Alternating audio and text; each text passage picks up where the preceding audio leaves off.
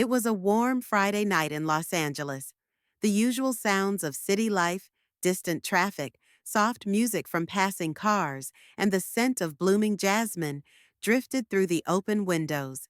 I had just moved back into our family home in Westwood after years of living in San Francisco. The house had felt still and quiet for a long time, until Chloe came back from college for summer break.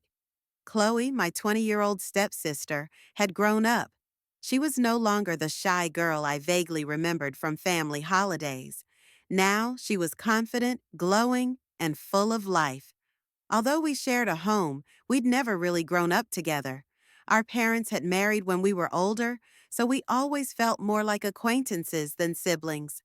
One evening, as rain softly tapped against the windows, I was lying on the couch watching an old movie when Chloe walked in wearing her oversized hoodie and slippers. "Ethan, I know it's kind of weird to ask, but can I sleep in your room tonight?"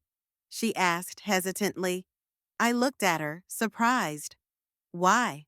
"There was a creepy call earlier, and now I keep hearing things in my room. I know it sounds silly, but I just don't want to be alone tonight." I gave a small laugh. "Sure, you can sleep on the other side of the bed." She smiled, clearly relieved, and followed me to my room. That night, we lay on opposite sides of the bed, the soft sound of the ceiling fan filling the silence.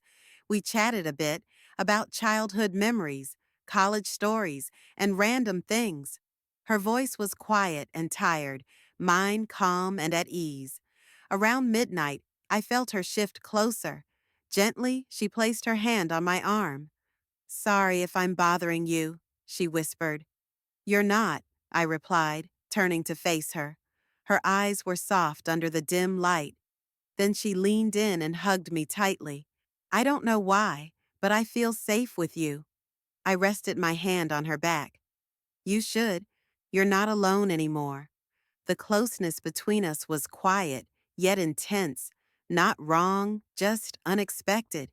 She pulled back slightly, looking into my eyes. "Do you ever feel like we met for a reason? Not just because our parents married?" "Chloe," I started, but before I could finish, she kissed me. Just once, softly. Then she quickly pulled away, blushing. "I'm sorry. I shouldn't have." I reached for her hand. "It's okay."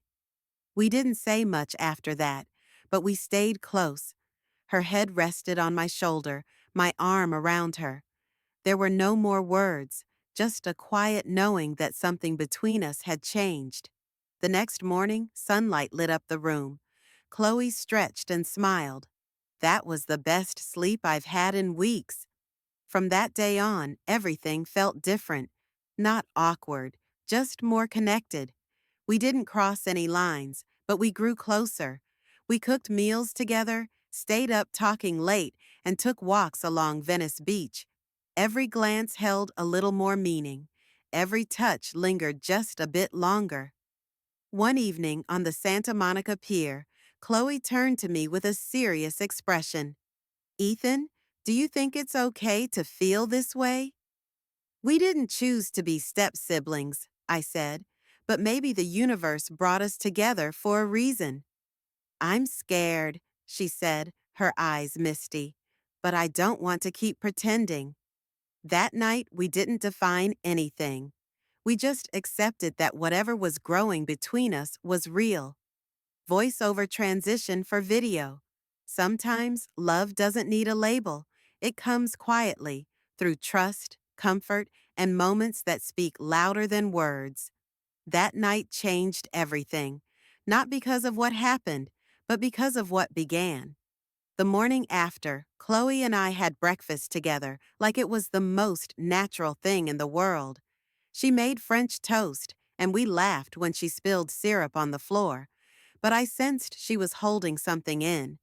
Later, I found her sitting outside in the garden, knees pulled to her chest.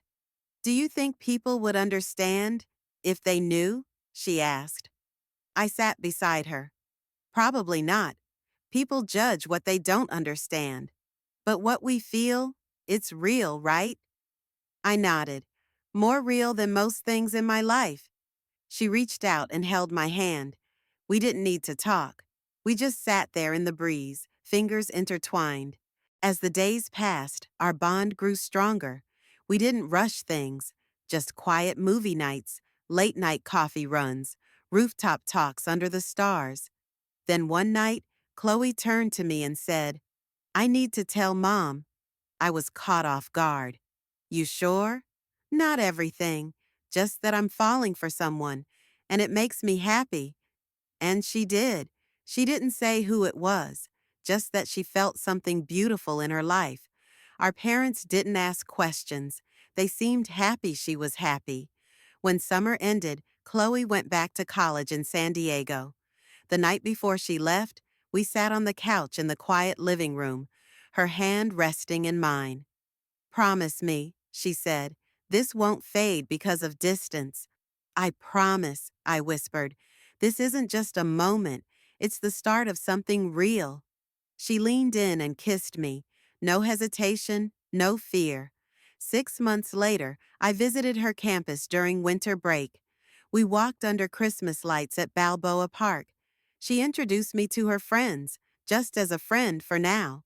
But when no one was watching, she squeezed my hand. That night, in her dorm room, she looked at me and said, "I don't care how the world sees us anymore. I just know I'm in love with you." I held her close, whispering, "I've been waiting to hear that." In a city full of noise, two hearts found something quiet, something real. They weren't defined by titles, just by what they felt. Sometimes love finds you where you least expect it, like one quiet night in Los Angeles.